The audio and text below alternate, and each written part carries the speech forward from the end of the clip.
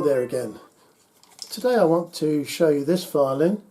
It's my favourite electric violin. I've played this one on loads and loads of ceilidh dances, and it's proved very, very hard-working and reliable.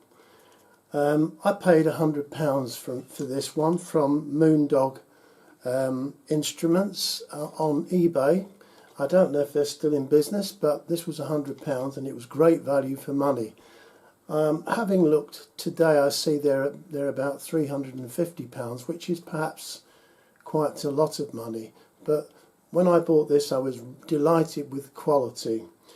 It appears to be solid here and here. I think there are two blocks of wood either end with a central hollow body, so that gives it quite a nice, almost a small amount of acoustic sound to this violin. It's got a nice ebony fingerboard, it's well finished off, and rather nice tuning pegs with those little pieces on the end, so it's rather very well made. It's tone and volume control, nice and simple. 9-volt battery, fits in the back, seems to last for ages. On-off switch with an LED, and you can actually plug in some headphones there as well, so that's quite useful, using a mini jack, so that's handy.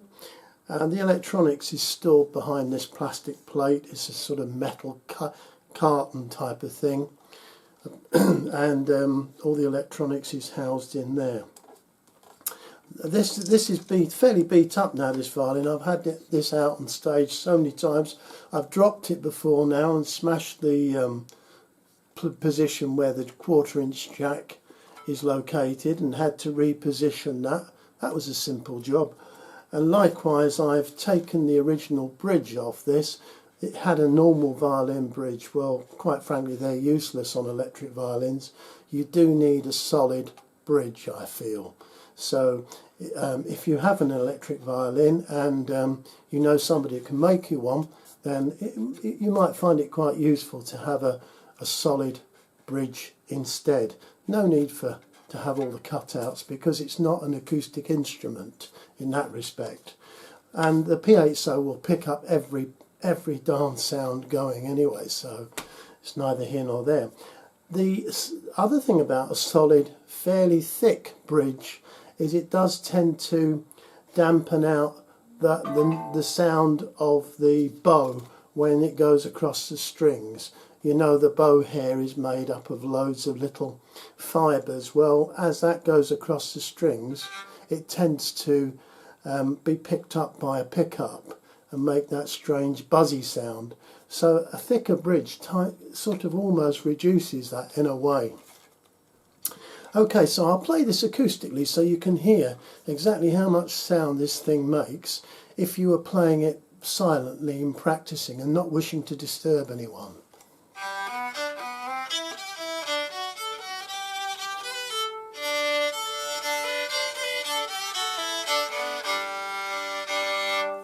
Pretty quiet.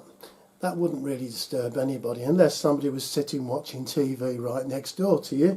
But apart from that, if you were in a separate room or by yourself, that wouldn't, I think, disturb anybody. But if you do wish to, you could always plug the headphones in anyway. It feels about the same weight. It's slightly heavier than a normal violin, but not a great deal. I've played this for 3 or 4 or 5 hours at a time when I've been playing gigs and ceilidhs and things, and I never felt tired holding this violin, so that's quite good. And the shape is very comfortable. It does feel like a regular violin, so that's quite nice. There's no pointy bits or anything like that, or bits of plastic that you feel might break off, so it's quite a good shape in that respect. So next thing is really the purpose behind this video is to just play you this thing straight through the desk, straight onto Reaper, which I'm using to record, to give you an idea of the sound of the thing. I've got a small amount of reverb added, using my little box of tricks down there, so there will be a small amount of reverb. It might help if I switch it on. There we go. There we go.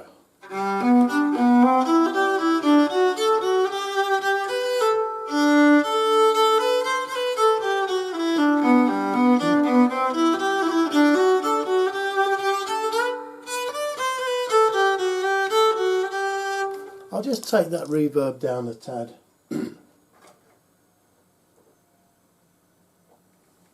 Give you a better idea.